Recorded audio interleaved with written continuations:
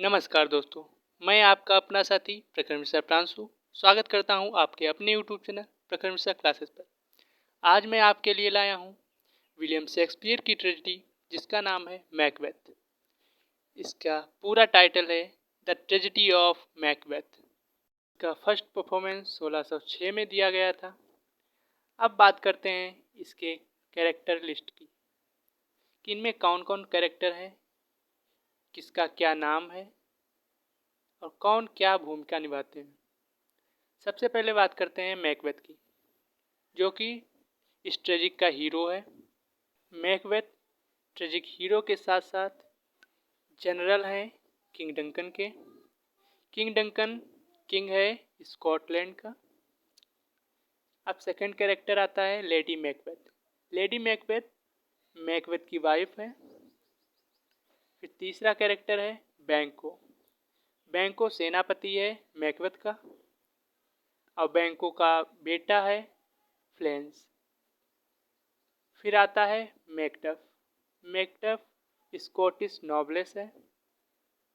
फिर आता है किंग डंकन, जो कि आपको पता है राजा है स्कॉटलैंड का। अब इसके दो बेटे हैं मेलकम एंड डोनाल्वेन। मेलकम बड़ा है, डोनाल्वेन छोटा है। तो इनके कैरेक्टर्स। अब चलते हैं कहानी के ऊपर। यह कहानी स्कॉटलैंड की है। यह एक युद्ध से चालू होती है। स्कॉटलैंड के राजा किंग डंकन, जैसा कि हमने बताया था, जिसका जनरल मैकबेथ है, एक बार स्कॉटलैंड के ऊपर आयरलैंड और नॉर्वे दोनों ने मिलकर एक साथ हमला कर दिया। डंकन ने मैकबेथ को ये युद्ध लड़ने के लिए भेजा क्योंकि वह बहुत ही बहादुर था, बहुत होशियार था, बहुत शक्तिशाली था। राजा को पता था कि मैकबेथ यह युद्ध जीत लेगा। किंग डंकन ने मैकबेथ पर ही युद्ध की पूरी जिम्मेदारी छोड़ दी और फिर वही हुआ जो किंग डंकन ने सोचा था कि मैकबेथ युद्ध जीत गया। यह खबर सुनकर किंग डंकन बहुत ही खुश हुए और मैकबेथ को टीन ऑफ केडर बना दिया। जब मैकबेथ युद्ध जीतकर अपने सेनापति वेनको के साथ वापस आ रहा था, रास्ते में एक जंगल पड़ा। उसके बाद एक दलदल पड़ा। दलदल से निकलते ही उन्हें 3 चुड़ैलें, 3 विचेस मिली, जो कि बहुत ही डरावनी लग रही थी। मैकबेथ ने उनसे पूछा कि तुम लोग कौन हो? तो चुड़ैलों ने उनके फ्यूचर के बारे में बताना चालू कर दिया। मैकबेथ से कहा कि तुम्हें स्कॉटलैंड का थीन ऑफ केडर बनाया जाएगा और उसके बाद तुम राजा बन जाओगे। फिर उन चुड़ैलों ने वेनको के बारे में बताया। कहा कि तुम राजा तो नहीं बन सकते, मगर तुम्हारा बेटा जरूर राजा बनेगा। मैकबेथ के बाद तुम्हारा बेटा राजा बनेगा। लेकिन इन लोगों ने चुड़ैलों की बात पर ध्यान नहीं दिया। फिर जब वो लोग आगे जा रहे थे, तब रास्ते में बहुत से लोग मिले, उन्हें बधाई दी और बताया कि मैकबेथ, तुम्हें किंग डंकन ने थीन ऑफ केडर बना दिया है।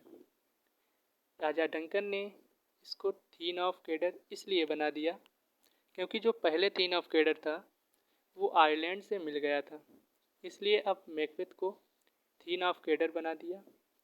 मैकबेथ पर किंग डंकन को पूरा विश्वास था। इस बात को सुनकर मैकबेथ बहुत खुश हुआ और वह चुड़ैलों की कही हुई बात को याद करने लगा और सोचने लगा कि उनकी बात तो सही निकल रही है, अब हो सकता है कि मैं राजा बन जाऊं।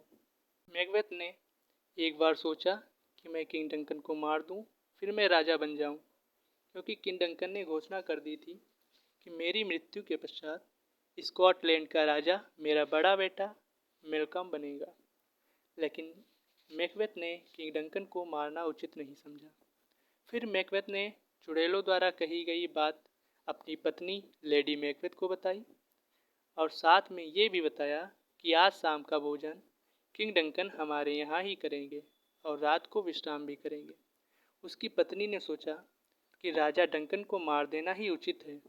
यदि किंग डंकन को नहीं मारेंगे तो मैकबेथ कभी भी राजा नहीं बन पाएगा और मैं कभी रानी नहीं बन पाऊंगी। परंतु लेडी मैकबेथ यह भी अच्छी तरह से जानती थी कि मैकबेथ किंग डंकन को मारने के लिए नहीं राजी होगा, परंतु उसके पास कोई दूसरा उपाय भी नहीं था। लेडी मैकबेथ ने मैकबेथ को बहुत समझाया कि आज बहुत अच्छा मौका है किंग डंकन को मारने का। अगर आज तुम उसे मार दोगे तो तुम राजा बन जाओगे। बहुत समझाने के बाद मैकबेथ ने उसकी बात मान ली और किंग डंकन को मारने के लिए तैयार हो गया। रात को इन दोनों ने मिलकर किंग डंकन को मार दिया और इसका इल्ज़ाम किंग डंकन के बॉडीगार्ड्स पर लगा दिया। अब जब सबको पता चला कि किंग डंकन की मृत्यु हो गई है, तब सब लोग वहाँ एक पर इकट्ठा हो गए और तभी मैकबेथ ने किंग डंकन के बॉडीगार्ड्स को मार दिया।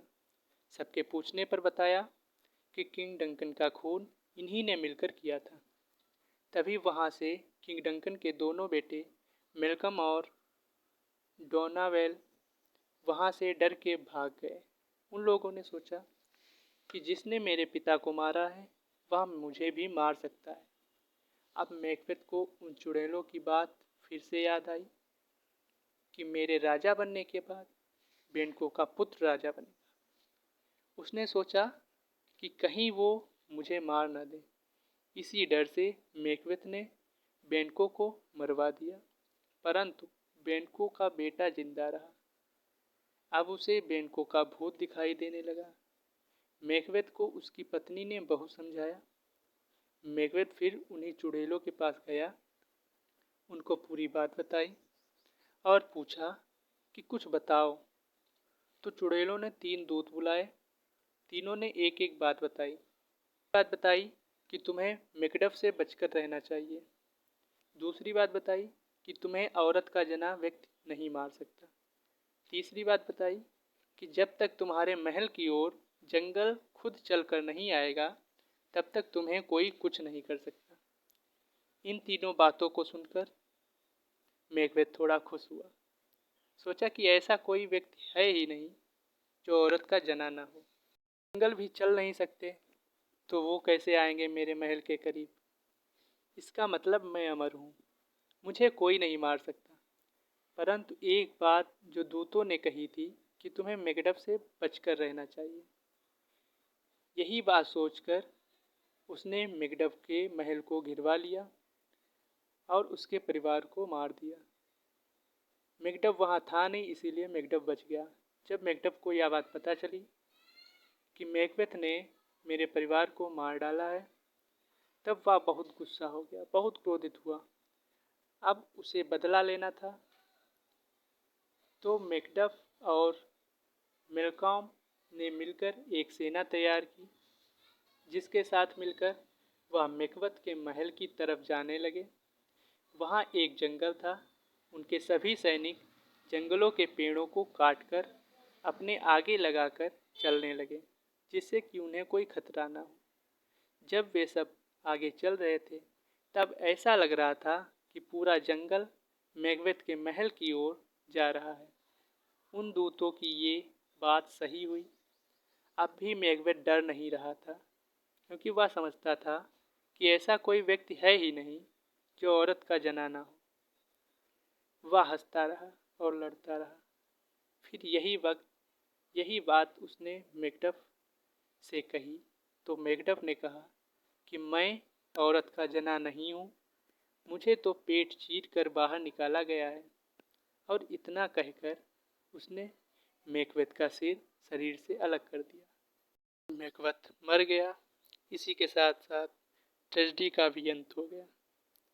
अगर वीडियो अच्छी लगी हो तो वीडियो को लाइक करें, चैनल को सब्सक्राइब करें, वीडियो को शेयर करें और अगर कुछ पूछना हो तो कमेंट में बताएं, कुछ अच्छा लगा हो तो कमेंट में बताएं। मिलते हैं अगली वीडियो में, तब तक के लिए जय हिंद, जय भारत।